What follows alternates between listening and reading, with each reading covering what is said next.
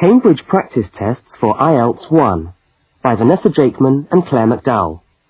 Published by Cambridge University Press, 1996. This recording is copyright. Cassette 1, Side 1. Practice Test 1.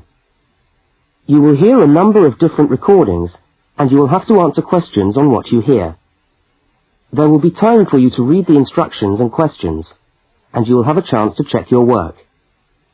All the recordings will be played once only. The test is in 4 sections. Write all your answers in the listening question booklet. At the end of the test, you will be given 10 minutes to transfer your answers to an answer sheet. Now turn to section 1 of your question booklet.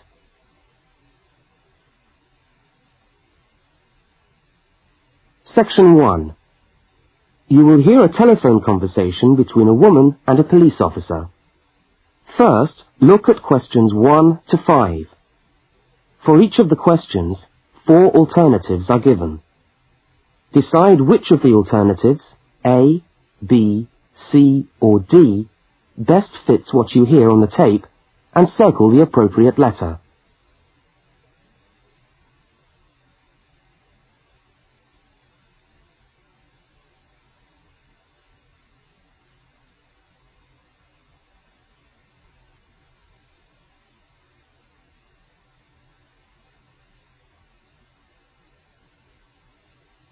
You will see that there is an example which has been done for you. On this occasion only, the conversation relating to the example will be played first.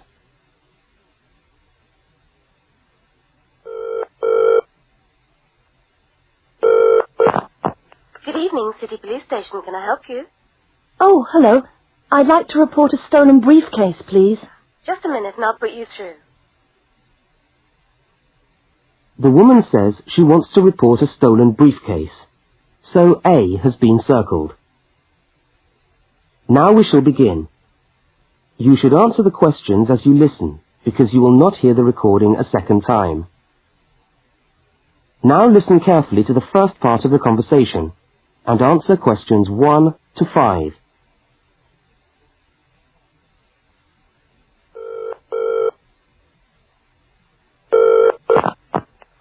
Good evening, City Police Station. Can I help you? Oh, hello. I'd like to report a stolen briefcase, please. Just a minute and I'll put you through. Lost property, can I help you? Oh, yes. I've had my briefcase stolen. Okay, I'll take some details. Tell me what it looks like, first of all. Well, it's a soft leather one, you know, not a heavy box type like a man's. And how does it close? It's got buckles at the front, 2 of them. They're gold-plated ones. Fine. Was it locked? No, I'm afraid not. Never mind. Any distinguishing features? Pardon? Any marks or badges on it that make it stand out? Only the brand name. And where's that? It's on the back, at the bottom in the left-hand corner. It's saggy. Oh, and there's a scratch. It's quite bad, but small, directly above the brand name. I did it recently, putting it on my bike. I've got that. So, what did you have inside the briefcase? Well, all my papers from college. It's so frustrating, but thank goodness for computers. I haven't lost them completely. Yes, you're lucky. I had my wallet in my pocket, so I didn't lose that. But there were also my pens, which I got for my birthday, and a novel I was planning to read on the train. Right. Where exactly did you lose the briefcase? Well, I couldn't believe it. I was standing on the platform. It was right next to me. You were holding it? I'd just put it down on the floor, but I could almost feel it beside me. I was watching for my train because sometimes it comes early, and then next time I looked, my briefcase wasn't there. And what time was this?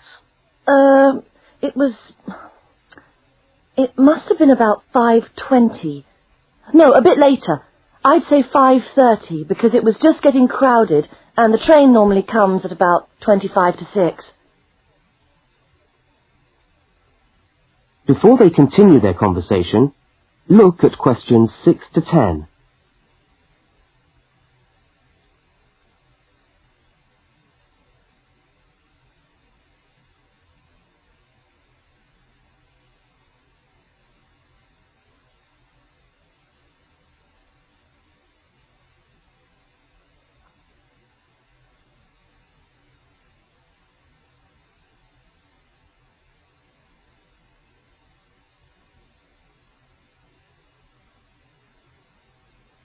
As you listen to the rest of the conversation, complete the form by filling in the numbered spaces 6 to 10. Right, if you'll just give me some personal details. Yes. What name is it? I'm Mary Prescott. Can you spell that? Yes, it's Prescott.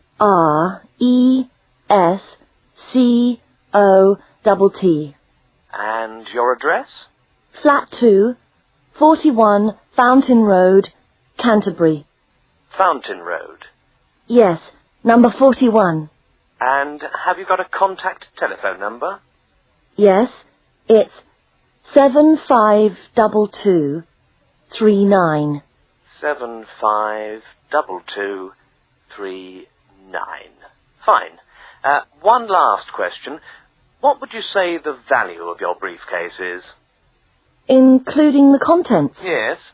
Just a rough estimate is fine. Oh, I'm not sure. Well, the briefcase itself is quite new. I bought it last month for £40. I suppose about £65. The contents are worth about £20 or £25 at least. That's fine. Well, if you could come down to the station tomorrow, you can sign this form and have a look at what we've got here. Okay, thanks. Bye. Goodbye.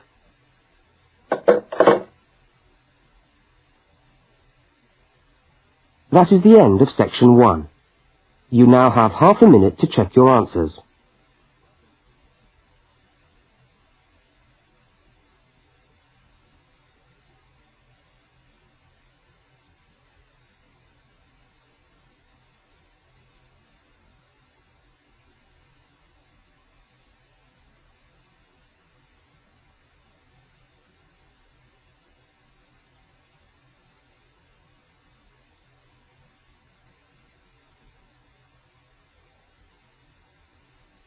Now turn to section 2.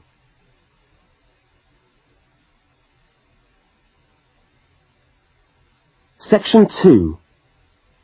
You are going to hear a news report from an Australian radio program. First, you have some time to look at questions 11 to 13.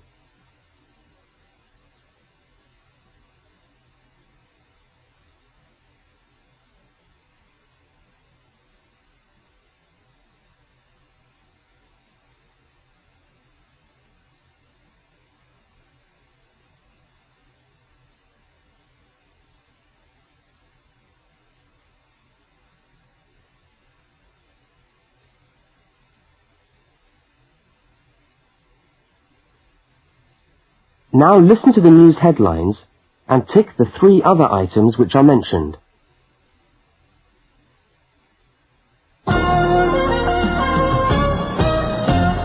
This is the 6 o'clock news for Tuesday the 25th of November. And first the headlines. The Prime Minister has promised to help the drought-stricken farmers in the northern part of the country who haven't seen rain for nearly 2 years. And in Sydney, a group of school children are successfully rescued from a plane which landed in the sea shortly after takeoff. Transport workers are on strike in Melbourne over a pay claim, and the strike looks set to spread to other states. And on a fashionable note, there's to be a new look for the staff of Qantas, Australia's national airline. Now you have some time to look at questions 14 to 21.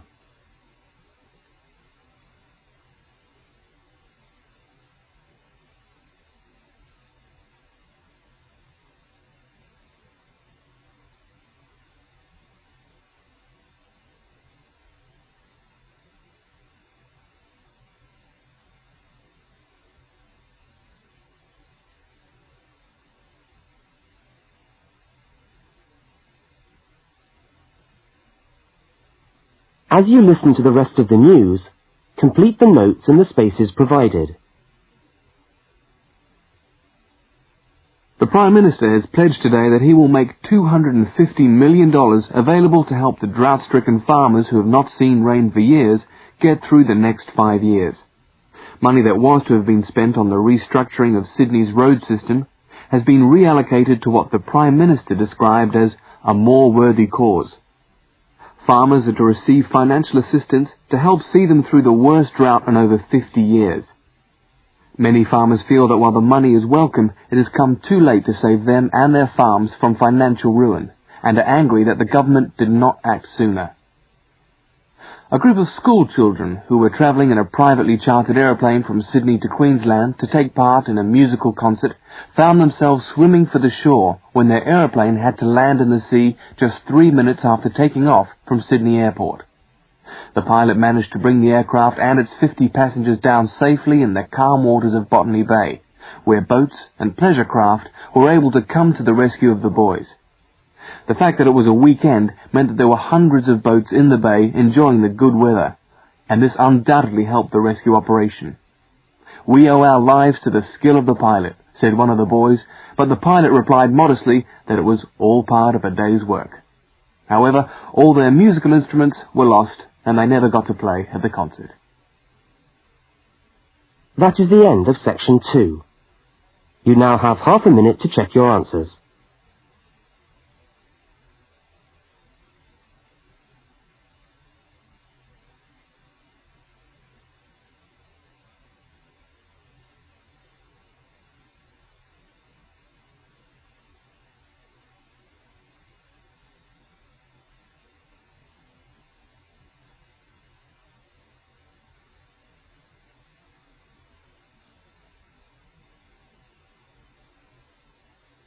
Now turn to section 3.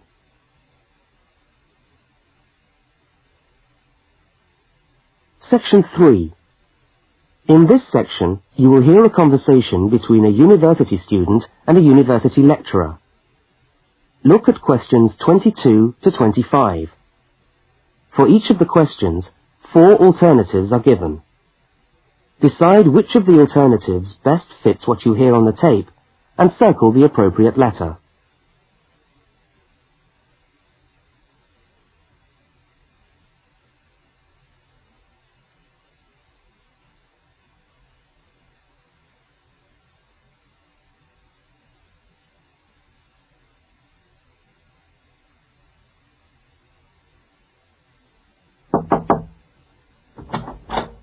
Hello.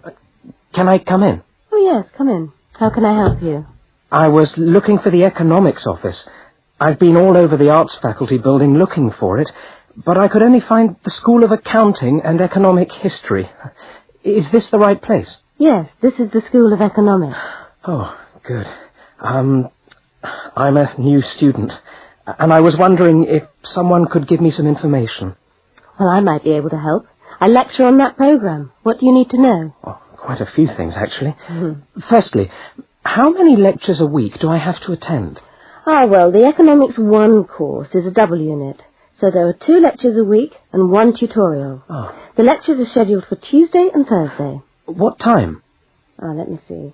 You know, this information is all in the handout, which you should have received yesterday at the orientation meeting. Was there a meeting yesterday? I didn't know about that.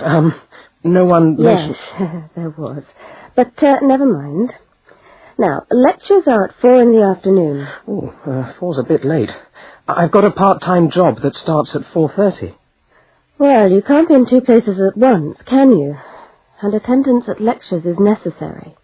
We expect at least 90% attendance at this university, you know. 90%? That's high. Do they enforce that rule? Yes, we do. We're pretty strict about it, actually. And what times have been set down for the tutorials? Do you have that information? That's a very well-attended course, so there's a number of tutorial times. Monday, Wednesday and Friday, all at 9 o'clock. Yours will be allocated at the first lecture. Can't I choose the time? Maybe, maybe not. You'll have to talk to the lecturer on the course. Dr. Roberts is his name. Oh, okay. Now look at questions 26 to 31.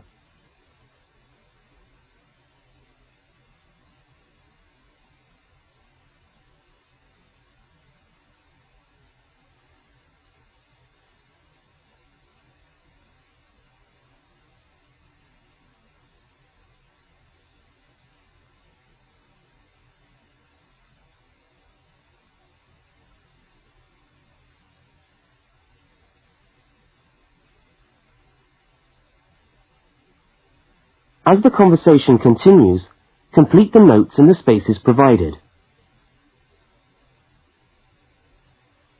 Anything else I can help you with while you're here? Well, yes, actually. Do you know what the course requirements are? I mean, how much work is expected for this course? Well, you have to complete a tutorial paper. What does that involve? Well, it's a piece of work on a given topic based on some set reading texts. You'll have to give a small talk to your tutorial group. Oh, how long does that have to be? Oh, about 25 minutes usually. I have to talk for 25 minutes? Yes, that's right. And then you have to write up your piece of work and give it to the lecturer to be marked. Right. And is that all? No. You also have to complete a 3,000-word essay on a topic. Can I choose the topic? Yes, usually you can. Right. That shouldn't be too bad. And in addition to that, there is an exam. An exam? What sort of exam? Well, it's an open book exam. Does that mean I can have the textbook with me during the exam? Yes, that's right. And can you give me any idea about the content of the first year of economics, so that I can get into some reading? Well, you'll be getting the reading list next week when lectures start. All the books are in the library. Yes, but won't everyone else take them out as soon as they get the reading list too? Well, yes, they might. But most of the important ones are held in closed reserve. That's a part of the library where you can go to read books, but you can't take them out of the building. What did you call that section of the library? Closed reserve. However, we do recommend that you buy the core books. You'll find them useful and you'll need them for the exam. Yes, I suppose I will. But what is the focus of the course? Well, the course at this university has a vocational focus. That is, a focus on preparing its graduates for work. So we're orientated very much towards employment. Oh, so my chances of getting a job are good? Well, provided you get good results. Well, look, thanks for your time. You've been really helpful. That's fine. See you next week, then.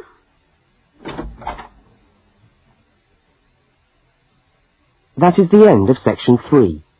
You now have half a minute to check your answers.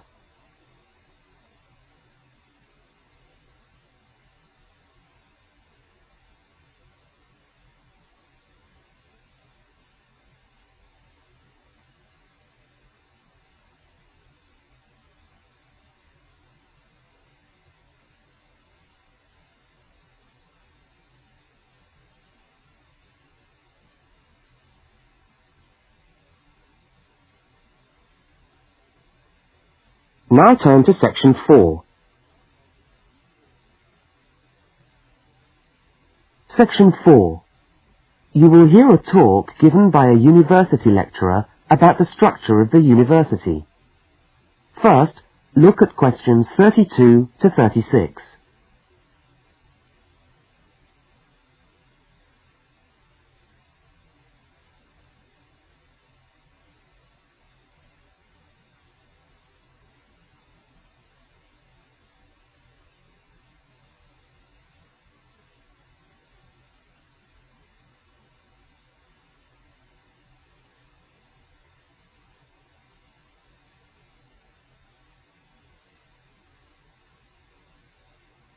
Now listen and answer questions 32 to 36.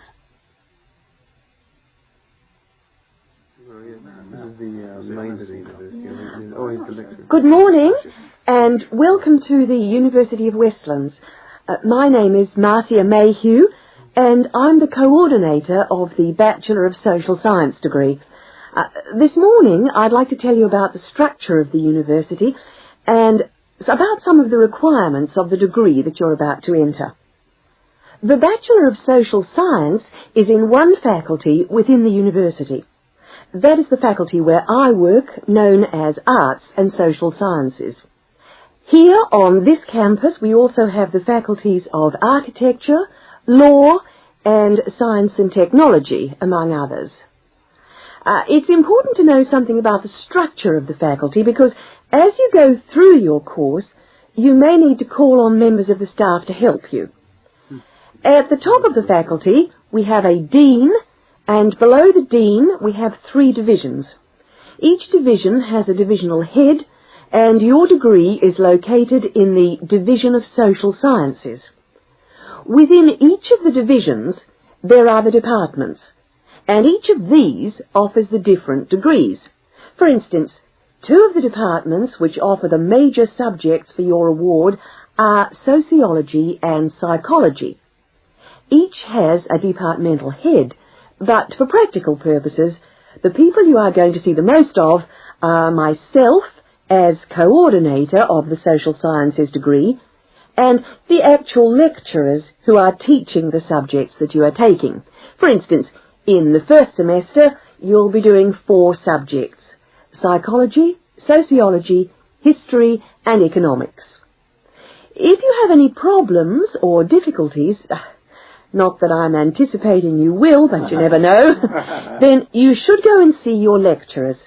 For instance, you may find that you can't meet a deadline for an essay, or perhaps you're having problems with attendance. These seem to be the 2 most common problems that students face.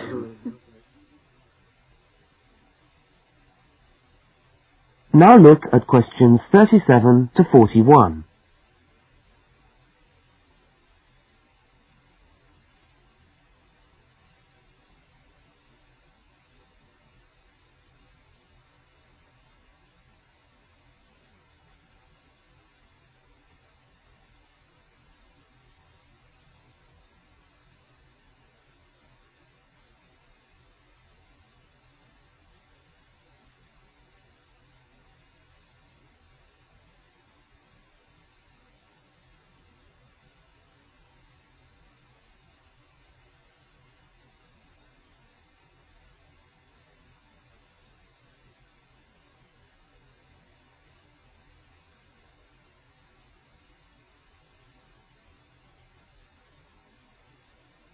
As you listen to the rest of the talk, answer the questions 37 to 41.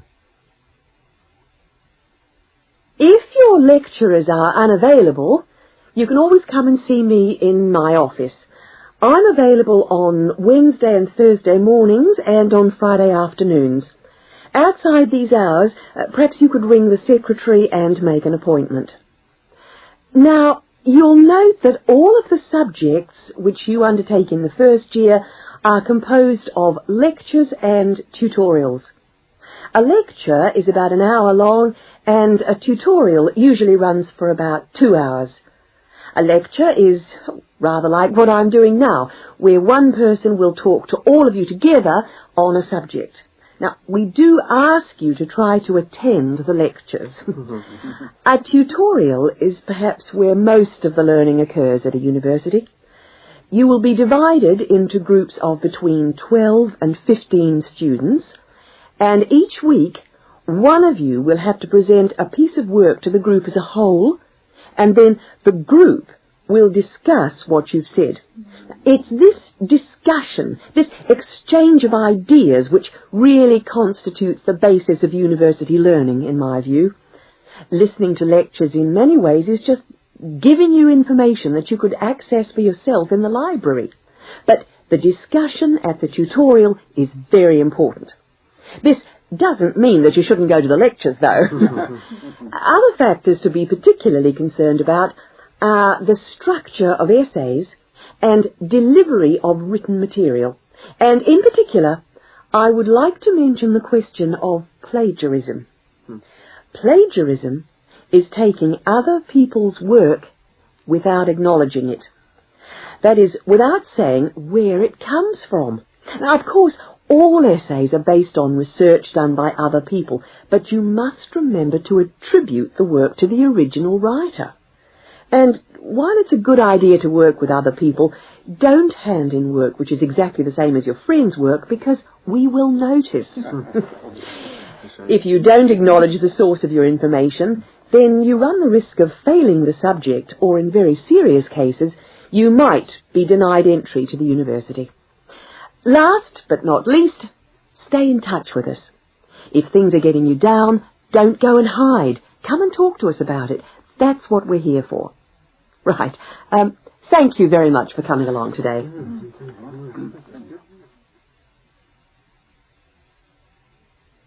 That is the end of section 4. You now have half a minute to check your answers.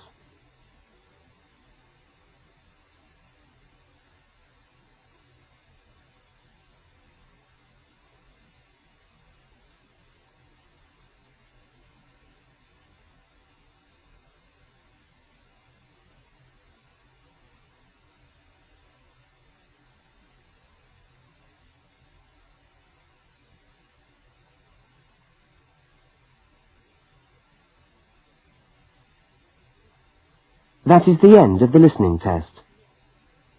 You now have 10 minutes to transfer your answers to the listening answer sheet.